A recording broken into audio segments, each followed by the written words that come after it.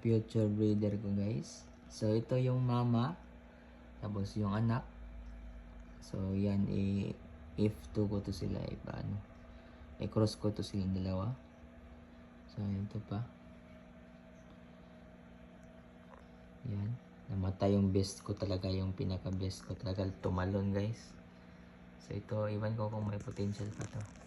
Pero ito parang sana ano pa ito. Parang may ano na natamaan na ng yung ano tayo. Na ano nila, sakit, parang ano. Magamot pa natin siguro ito. Ito. Yung mga ano natin.